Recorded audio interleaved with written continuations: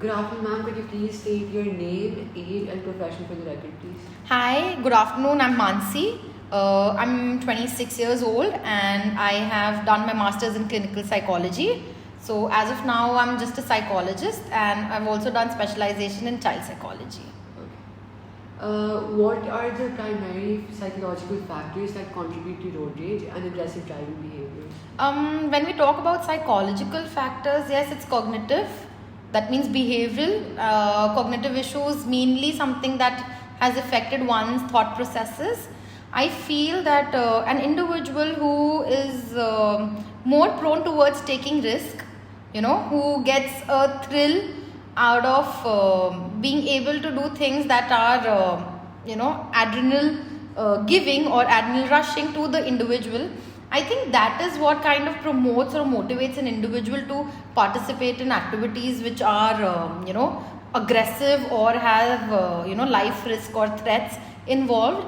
Also, I think that these individuals, they are adventurous, but I think when it is pushed to a certain level of danger, again, I think the adrenal pump and the adrenal junkies are what seek either road rage or any kind of adventure that involves life risk or any threatening activity.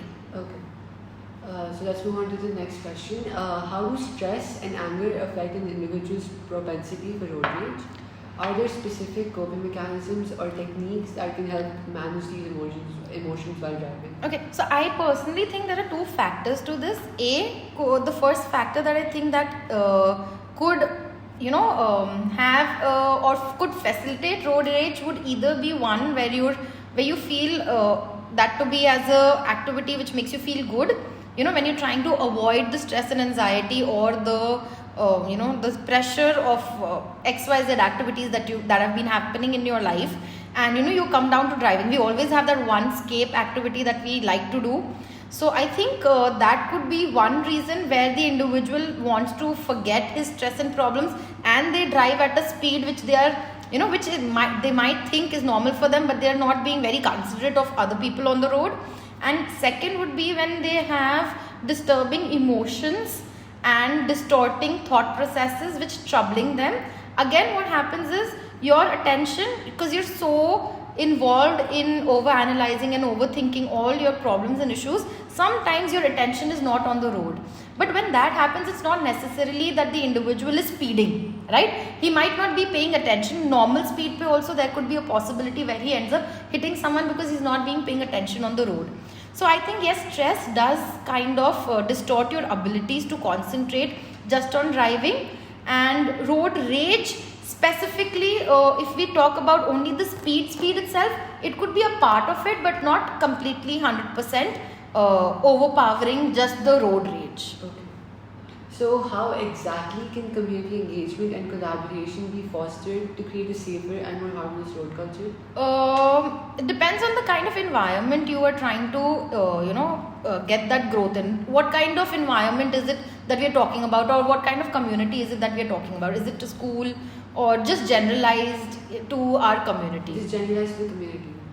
I think DUI is something that our government has been working on very strictly, and they have kind of DUI is drinking under influence. Yeah. So that is something I think our government has been working very well on. There are a lot of post checks and stuff. I think another thing which is very important are the cameras which have already again put. So they just like, if you're speeding, you just directly get a speeding ticket, right?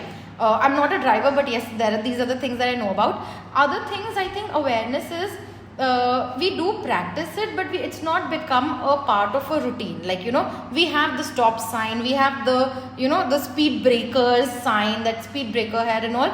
A lot of time these are not enough for an individual to actually consider, right? Imagine you're going on a road, you're stressed, you have a lot of emotions going on in your mind. Would it be enough to kind of stop you from driving fast? Yeah, no. It wouldn't, right? So I think it is more of self-awareness more than making anybody talking about a group or talking about other people. I think personally it is self-awareness that listen, like when there is road rage, you die or either someone else dies, right? And punishments are higher nowadays. I think we are doing good enough. The older practices, just that, okay, whatever the older practices we have, we need to start inculcating it in our routine, and we need to make sure that it is something that is being done, because we already have so many rules and regulations of the past. Making new ones isn't going to change anything. We need to make sure the old ones are being practiced properly. So I think that would help. And psychologically talking and speaking, I think your family and friends and people around and surrounding you should make sure that the individual who is driving is at a mental stability or at a level where they are comfortable, right? They are not disturbed, they are not occupied with some other thought, right? So I think this is a very small suggestion, but yes, people around you know how you're doing mentally. So if they know that, okay, you need to go from one place to the other and you're not feeling mentally good, so maybe that's how you could save the person. Because see, when you stop someone, they become more rebellious. Instead of stopping, explaining them, giving them a more logical reasoning is what people nowadays accept, rather than just saying for the sake of it. So I think giving them reasoning, giving them logic can help them not taking the step of actually sitting in the driver's seat and driving. Okay. Moving on to the next question. What role does impulsivity play in road rage incidents? And are there any strategies to promote more thoughtful and controlled decision making on the road? Okay, impulsiveness, yes, I do agree. Impulsiveness does play a big role in road rage, because when we are impulsive, we are not thinking rationally, right? So impulsivity is what happens is, when we are impulsive, we are taking a quick decision. We are not thinking about the consequences. We are just thinking about how we are supposed to sort or deal with the situation at the moment, without considering all the consequences that will come out of the moment, right? So it is the shortcut our brain takes to make quicker decisions. But when we are impulsive, right, 90% of the time our decisions are inaccurate, right? Because we've not logically thought about them. So in psychology or in biology, there is this thing called system 1 and system 2. So system 1 kind of helps us make impulsive and quick decisions, where system 2 helps you, kind of take logical reasoning and understanding and then come to a decision. And it has scientifically been proven that when you're logically taking time to think about something, you might have better consequences. So yes, impulsivity does affect road rage, because we would not think about the consequence, and by the time the deed is already done, the bad deed. Yeah. And what was your second part? Are there strategies to promote more thoughtful and controlled decision making on the road? Yeah, again I think an individual needs to be psychologically speaking, if I talk about psychology and not about the generalizability of what people of India can do or people of Delhi or Gurgaon can do, talking about an individual perspective, I think when when an individual is hyper or impulsive, they do not have the rational thinking, right? They do not have the ability to think, okay, something will go wrong. Again, I feel like your environment, your friends, your family, the people you surround yourself with need to be very mindful. You need to be a little more balanced, right? And if you feel it's an impulsive idea, I think the smallest bit a person could do is kind of always discuss what they want to do before actually doing that. Yeah, so impulsively just getting in the car and rushing somewhere, if there is something that needs to be stopped or something, maybe like talk to your people around, kind of control that, and maybe you'll get a logical reasoning from them. Always try talking to the other person, give reasoning to yourself. Okay. How can educational programs and campaigns effectively raise awareness about road rage and its consequences? I think when we talk about road rage, it is negative, right? I think focusing more on the negative doesn't really help.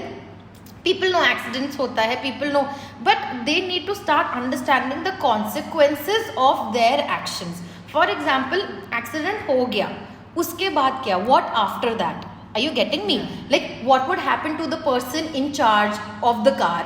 What happens to the person, the car, like for example, the name is, who owns the car? The person driving the car, the person involved in the accident. So I think, a lot of times people think, we can just like hit someone and run away.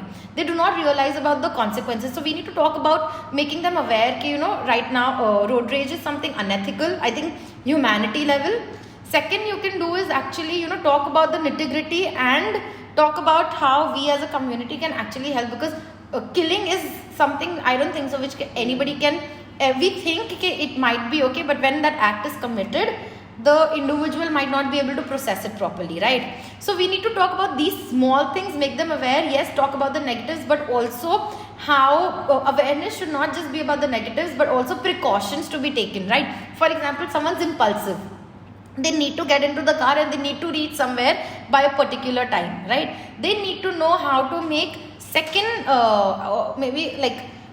need to plan out how they can do things in a better way rather than just impulsively driving out, right? So I think we need to make children aware of ways that can avoid road rage, or can show them the negative side of it which they steer clear of.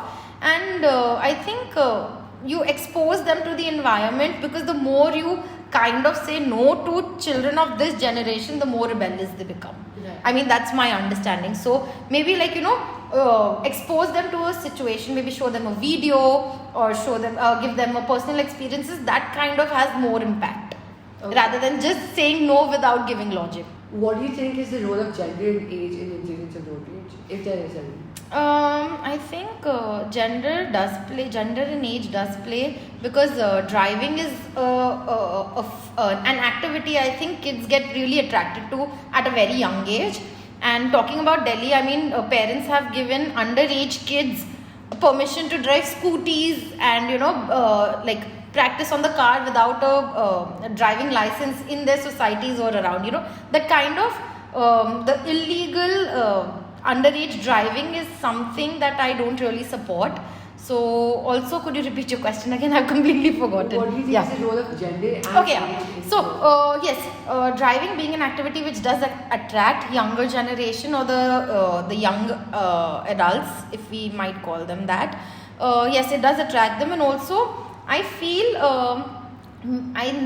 I used to feel earlier that males have a more dominance over driving. Women, because they've been stereotyped into being bad drivers, have always taken a back seat to actually trying that activity. But I think currently boys and girls both, but yes, the adrenal rush that occurs, I think, is more dominant in the males. So I think yes, a little bit towards the male, it is male dominant, the road rage and aggression.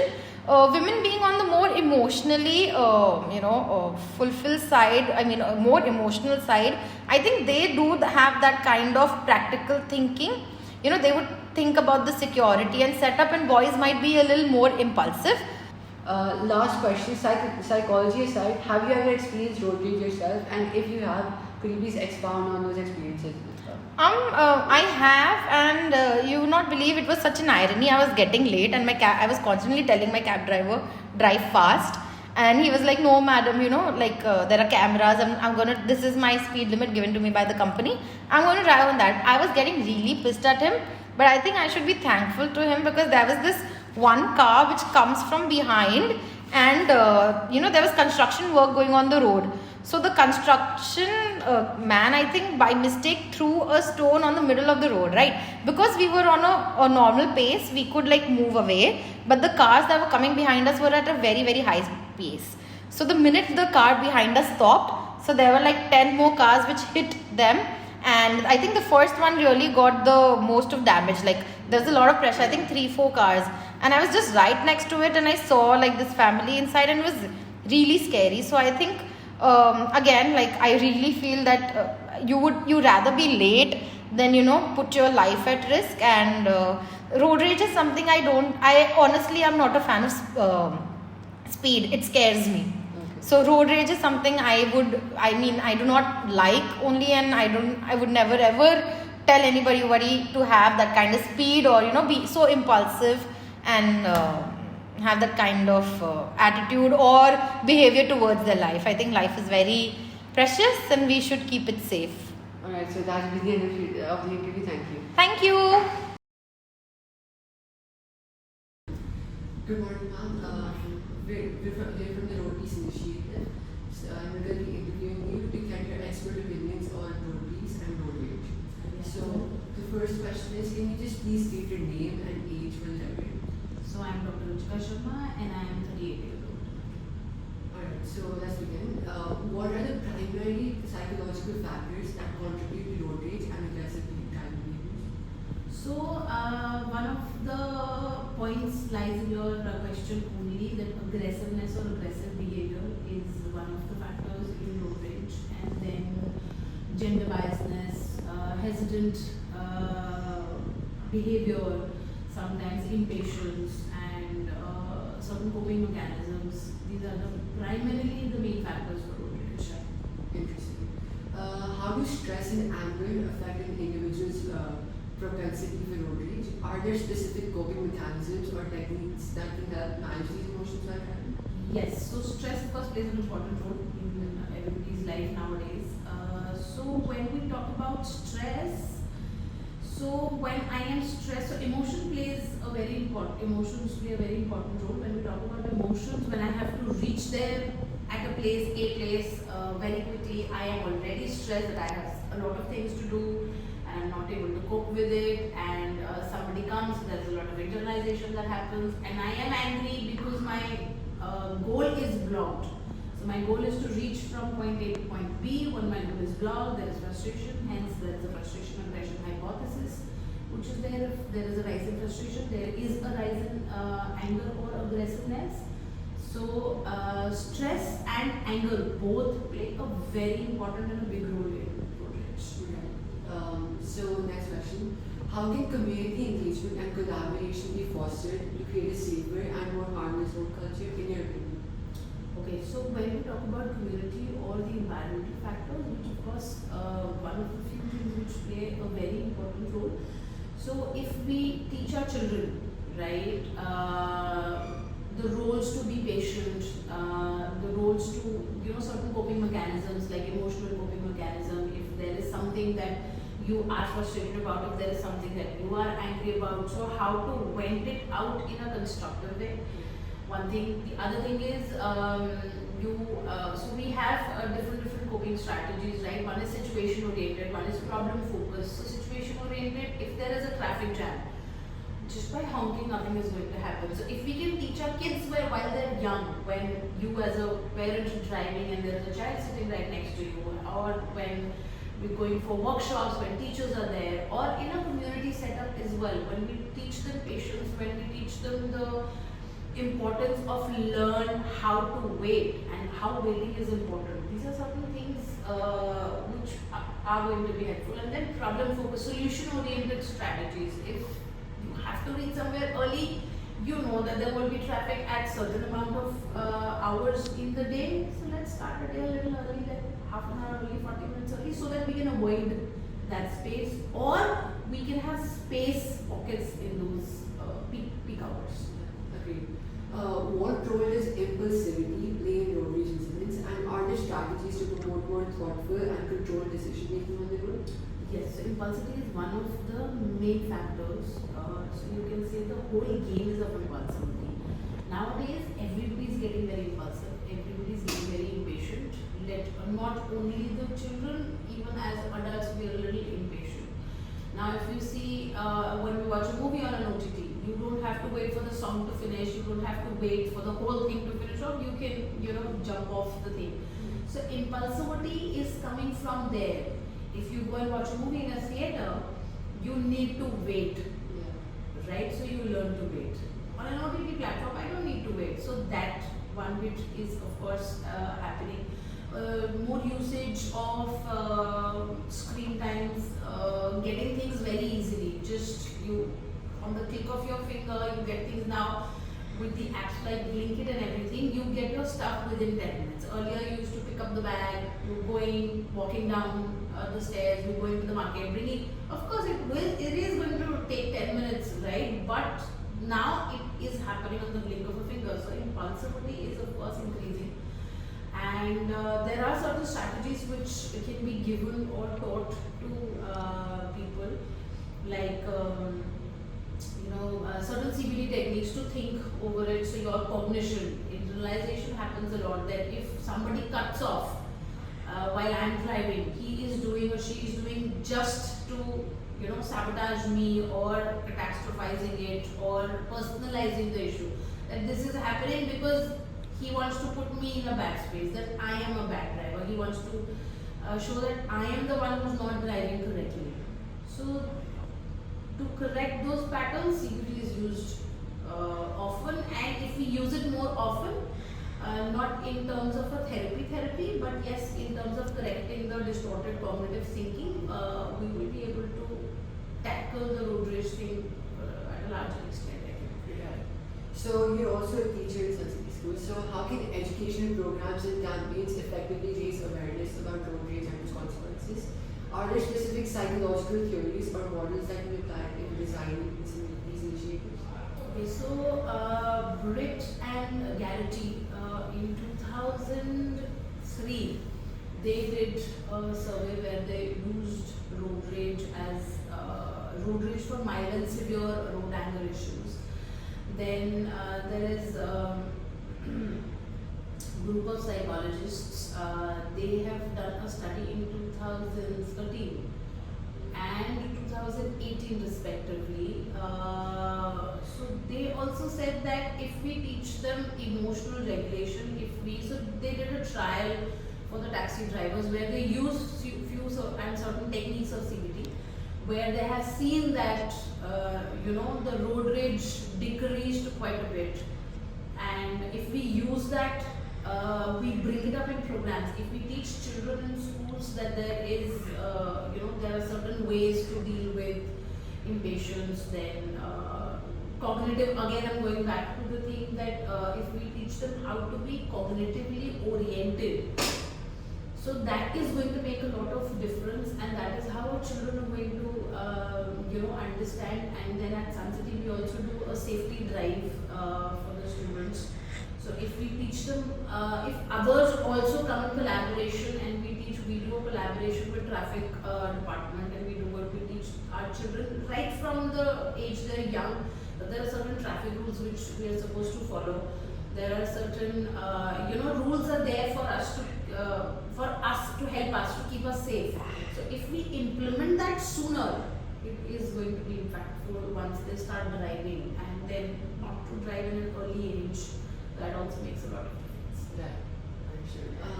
What do you think is the role of gender and age in incidents of road rage? Do you think they matter and affect one's decision of indulging themselves?